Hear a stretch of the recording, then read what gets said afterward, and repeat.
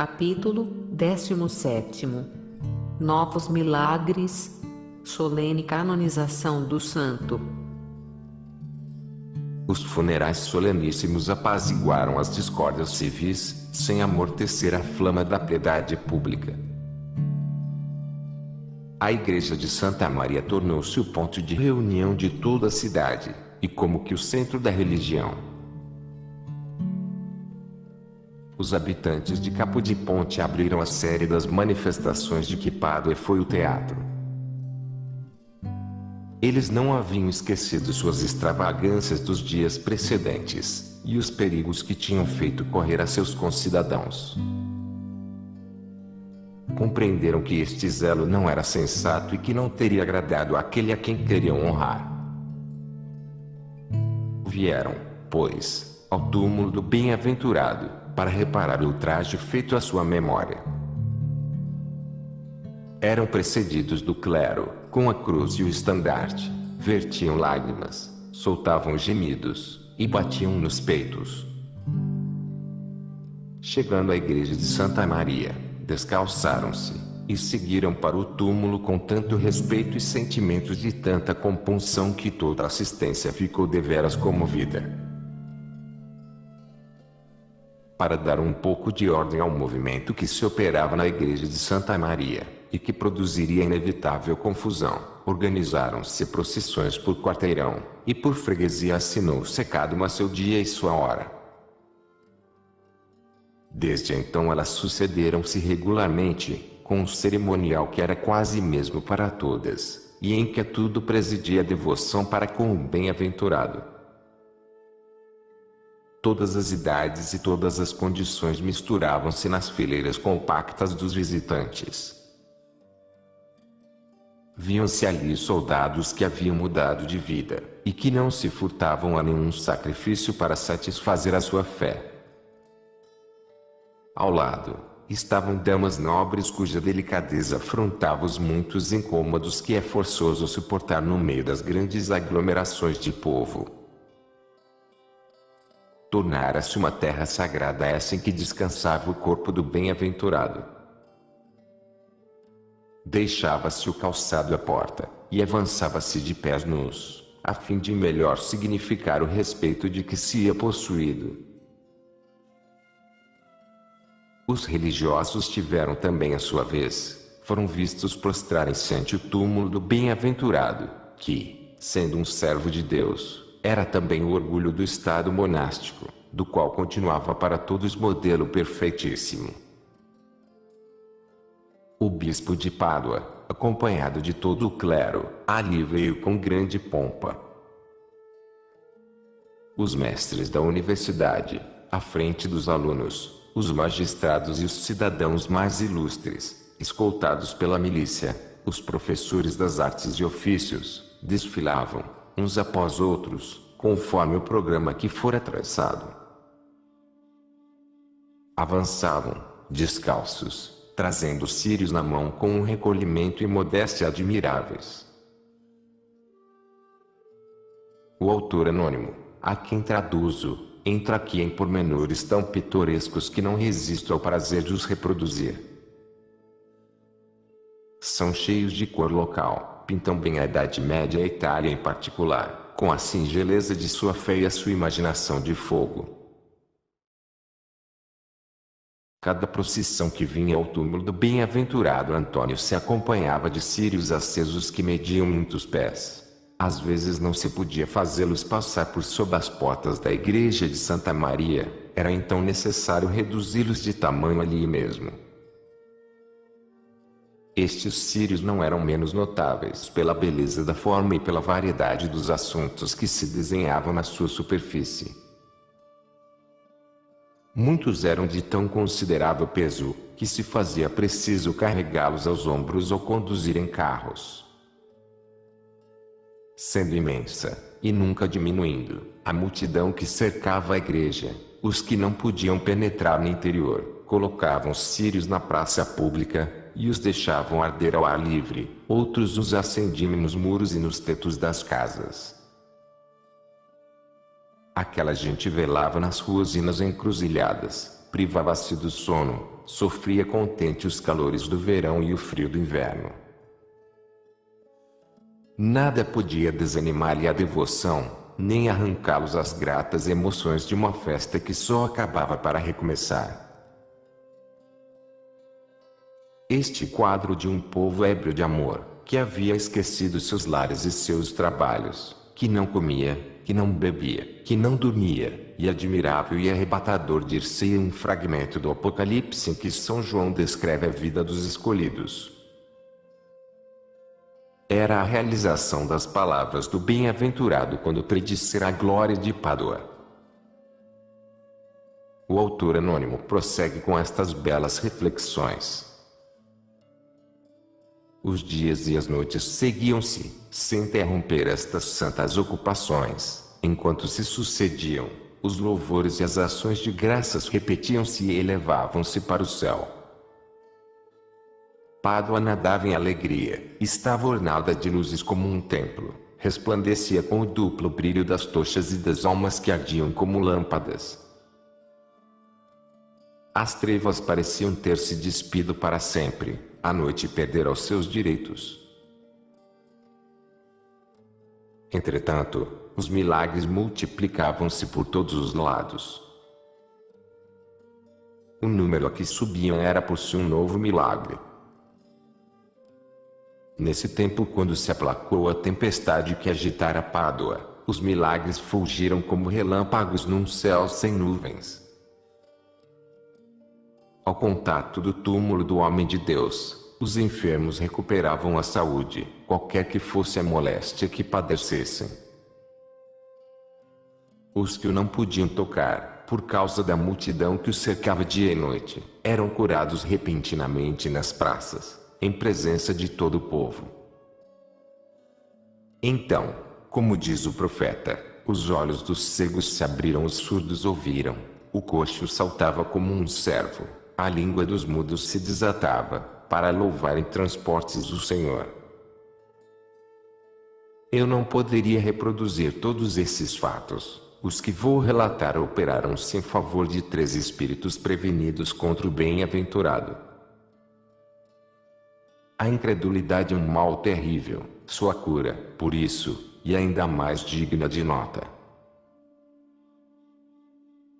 Um soldado de nome Aleardino, da aldeia de Salvaterra, pouco zeloso da fé católica, que até abjurara, ouvia falar, por toda parte, dos grandes milagres que se realizavam no túmulo do bem-aventurado Antônio, mas recusava-se obstinadamente a crer neles. Nesse ínterim, veio a Pádua, e, como na hospedaria em que se alojara, os estrangeiros, à mesa, comentassem as maravilhas que se contavam na cidade, ele disse: eu sou duro de prestar fé antes de crer no que contais. Vou atirar este copo de vidro ao pavimento desta sala. Se o taumaturgo de quem sois entusiastas o impedirdes quebrar, eu me renderei à evidência. No mesmo instante, pegou na taça, e com toda a força do braço atirou-a de encontro às lajes do chão. Ora, quando bastaria deixá-la cair por descuido para que voasse em pedaços, nessa hora ela deu saltos como se fosse elástica e ficou perfeita. À vista do prodígio, Aleardino aderiu plenamente à opinião da Assembleia, proclamou a santidade de Antônio e a verdade da fé católica. Purificou-se, depois, com uma boa confissão, não contente de submeter-se docilmente às leis da Igreja, pregava em toda parte o poder do bem-aventurado, de que era uma viva prova, trazendo nas mãos a taça, desde então famosa, de que Deus se havia servido para lhe abrir os olhos. Outro dia, numa reunião bastante numerosa, falava-se dos milagres em geral.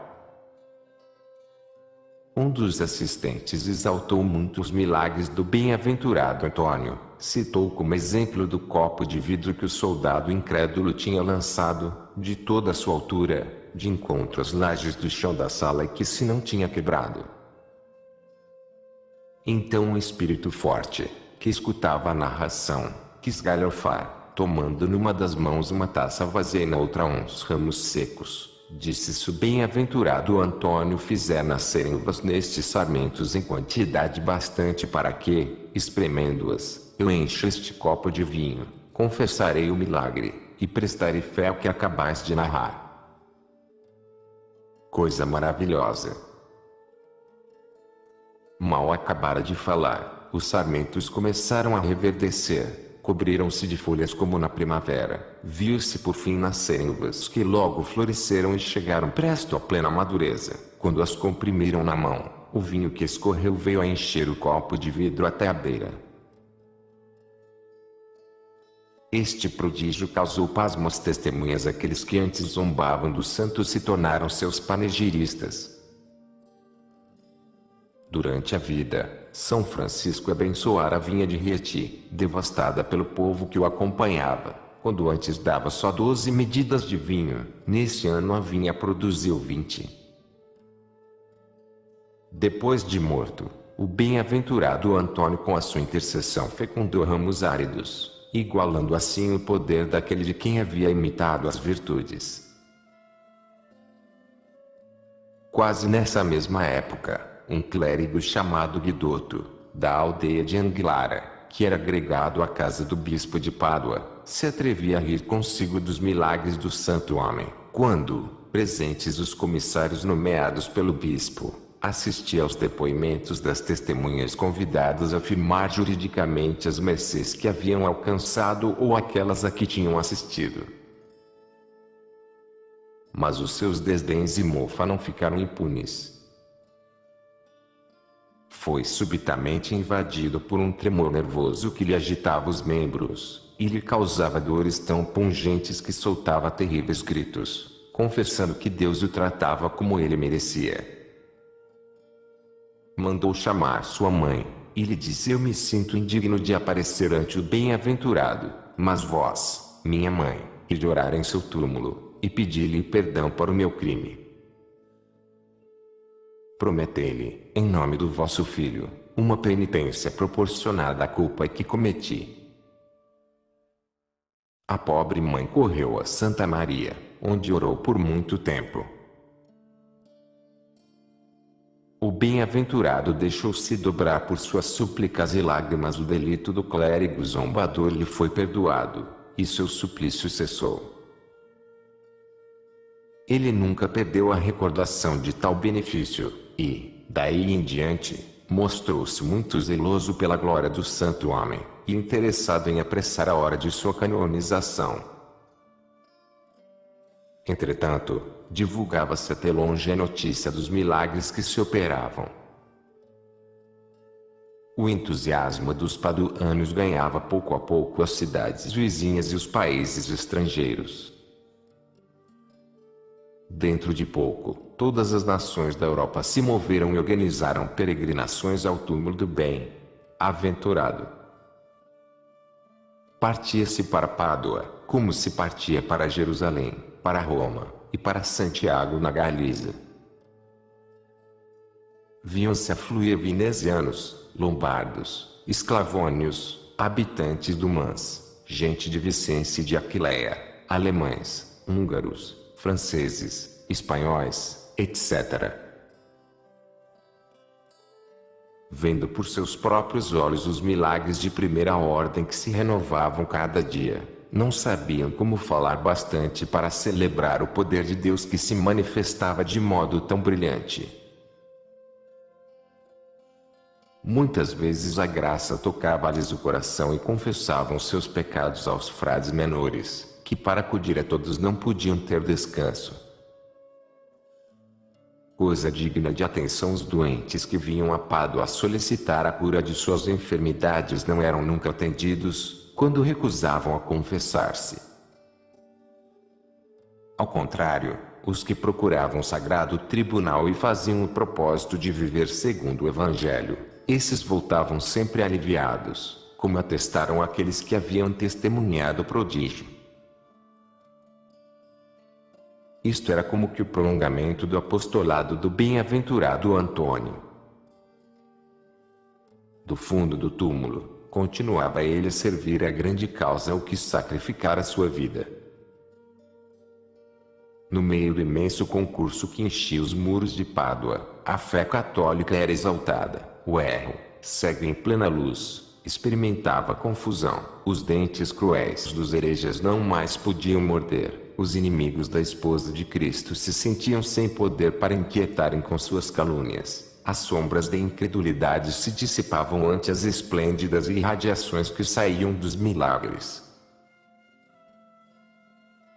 Um mês, apenas, era decorrido após a morte do bem-aventurado. Já o clero e o povo pediam sua canonização. O bispo de Pádua ordenara um inquérito sobre os milagres, à medida que se produziram.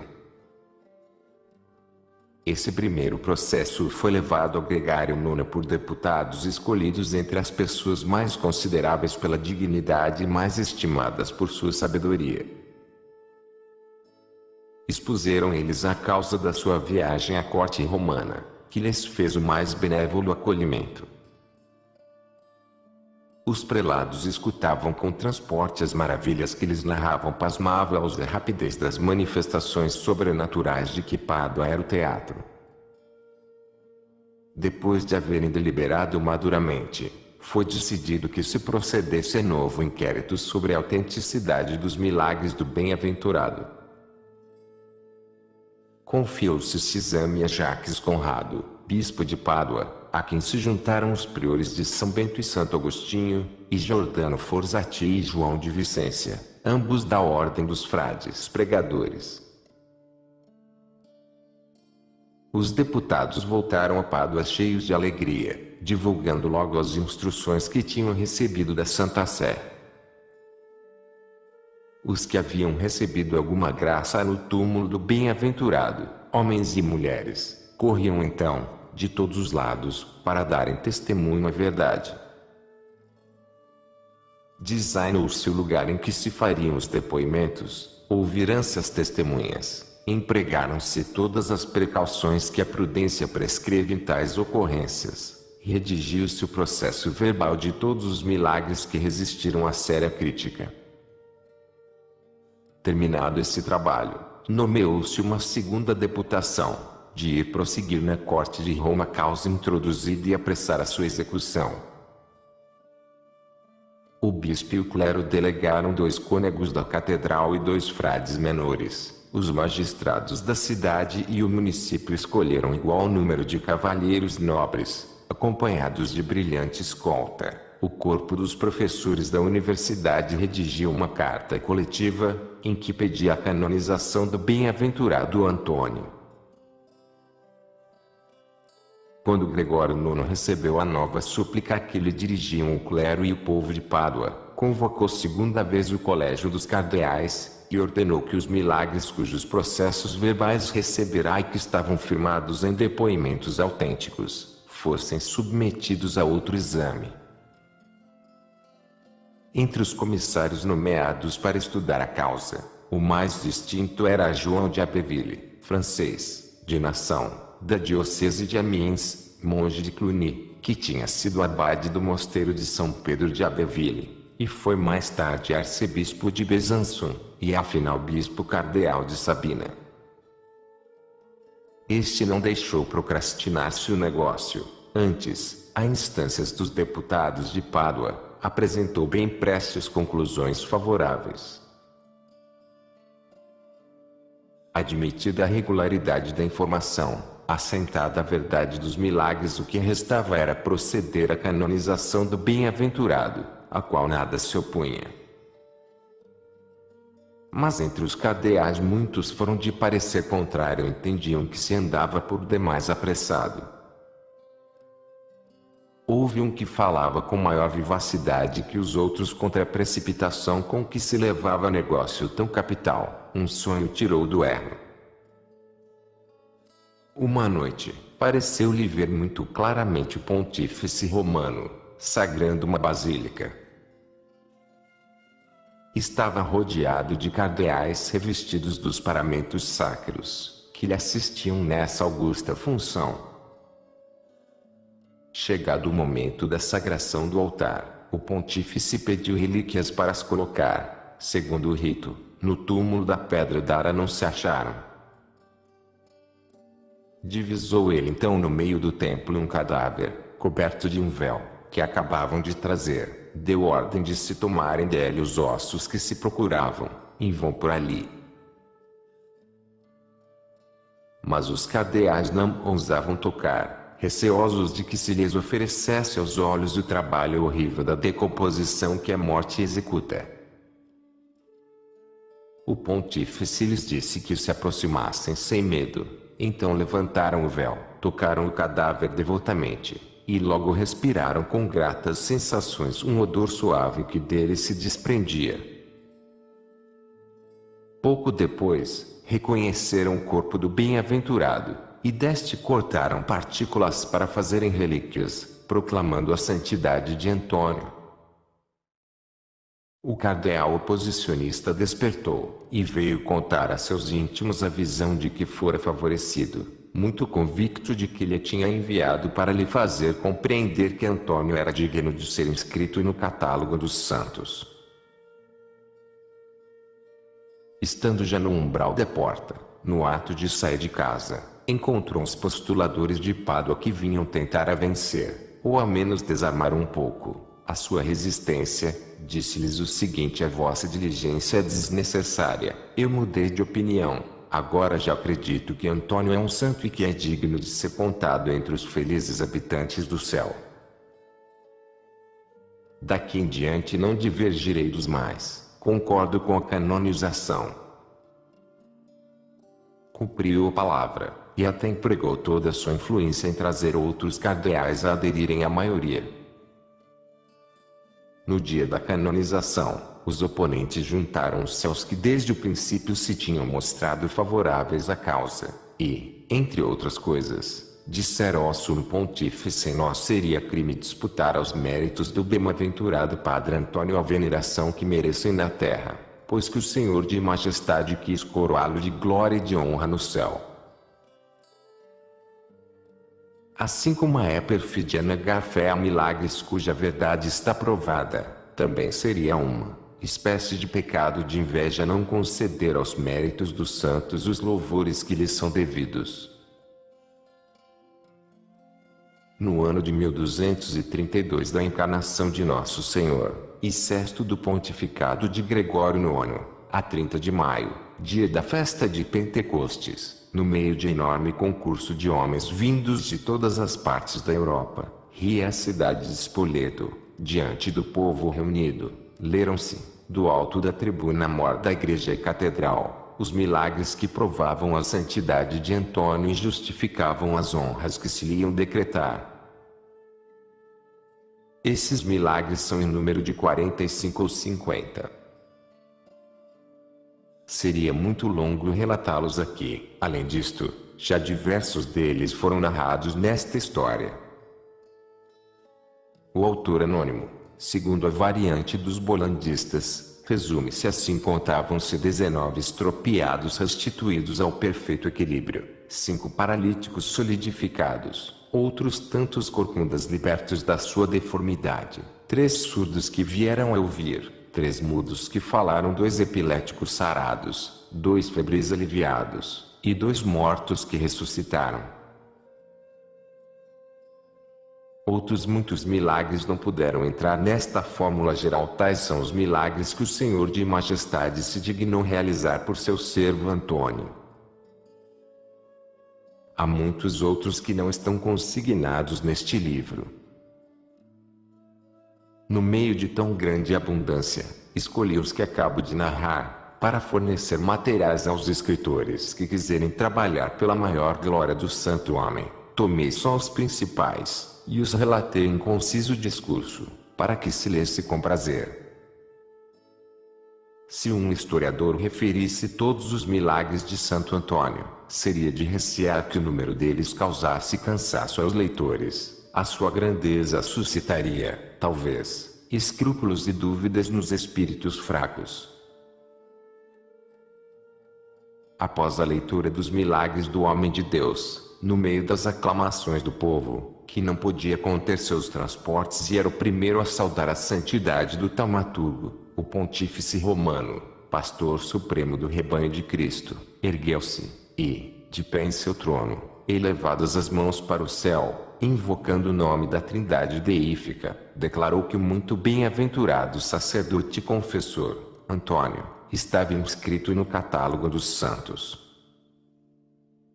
Ao mesmo tempo fixou a festa dele para o dia de sua morte, da qual se não tinha ainda celebrado o primeiro aniversário, concedeu a todos os que contritos e confessados, lhe visitassem o túmulo, no dia da festa ou num dos da oitava, remissão de 1 ano de penitência.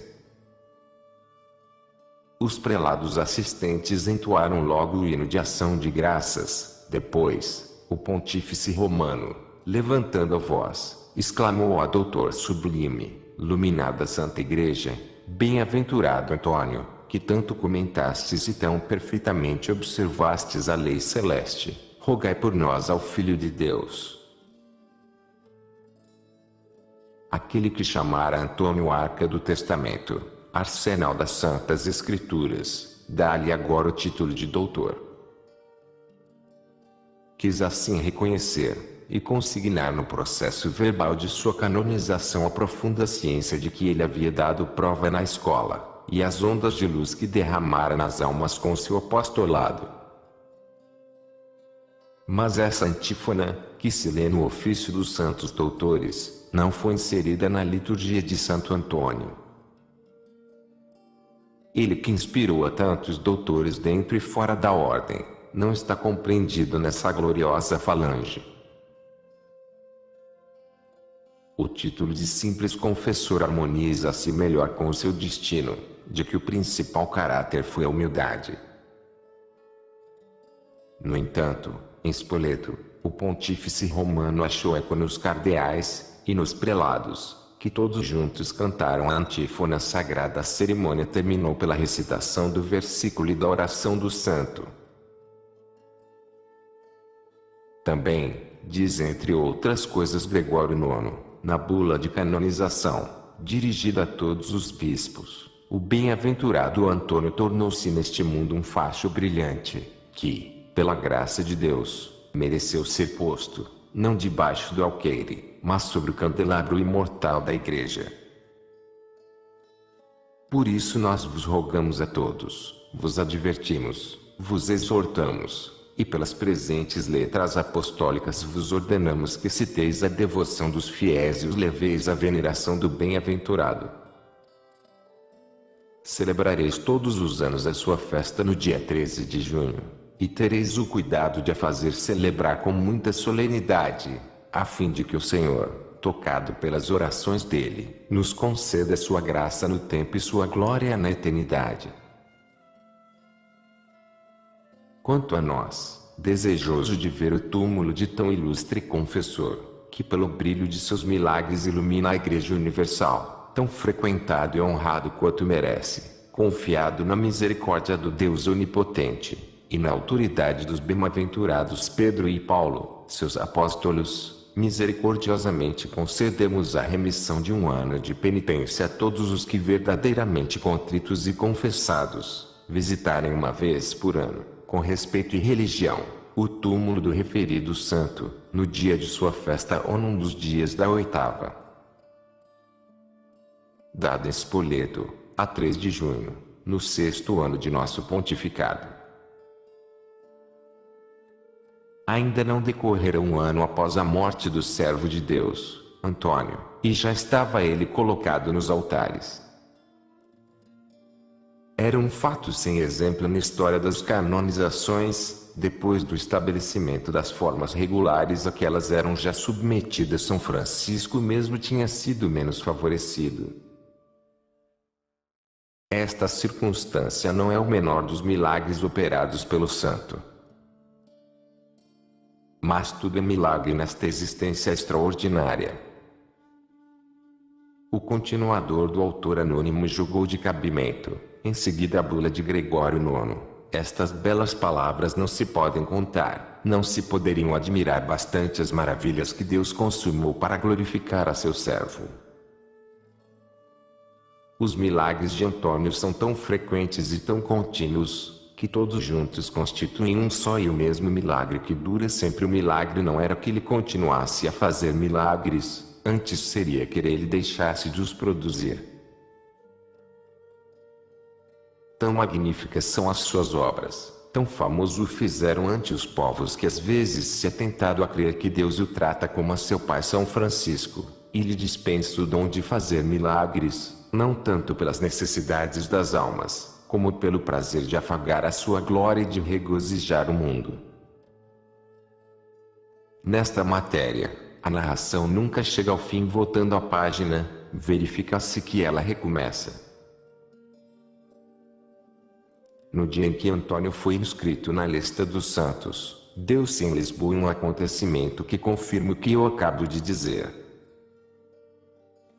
Os homens e as mulheres, tomados de súbita inspiração, da qual ninguém suspeitava a causa, saíram, à mesma hora, das casas, e, espalhando-se pelas praças públicas, entraram a bater palmas, e a cantar e dançar. Todos os sinos da cidade soaram a um tempo e executaram alegres repiques, sem que mão nenhuma lhes imprimisse o movimento. Mostravam eles o seu zelo pela glória de tão grande homem, diz o Liber Miraculorum, e disputavam aos seus concidadãos o prazer de o festejarem. No meio deste harmonioso concerto, os habitantes de Lisboa não se podiam conter, estavam de contínuo num alvoroço festivo, entregues a vivo contentamento. Procurou-se, em vão por algum tempo, adivinhar de onde provinha tal fenômeno, até que, desembarcando uns frades, que vinham da Itália, comunicaram que no dia em que se manifestara ali esta alegria tão extraordinária, o Beatíssimo Antônio havia sido inscrito no catálogo dos santos. Algo deste piedoso entusiasmo passou à liturgia de Santo Antônio. Ela parece escrita ao ditar dos povos em arroubos de devoção. Cada antífona de laudes é um transporte de amor, nelas reina um lirismo que ainda se comunica ao leitor. A 6 séculos de distância, Antônio agora triunfa, ó meu Deus! Ele canta o cântico de alegria em vosso paraíso, onde entrou.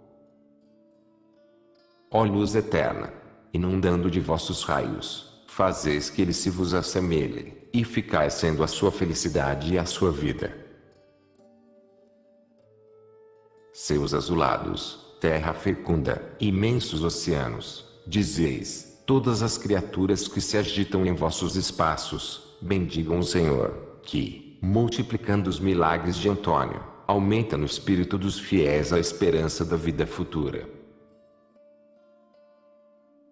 Ó meu coração, bendize o Senhor que deu Antônio a sua igreja, pede a tuba aos seus másculos assentos, chama em teu socorro o tamboril e a harpa, o saltério e os símbolos, mistura numa mesma harmonia os instrumentos de corda e os de sopro, para melhor traduzir a tua mística exultação. Os fatos, porém, são mais eloquentes que as palavras.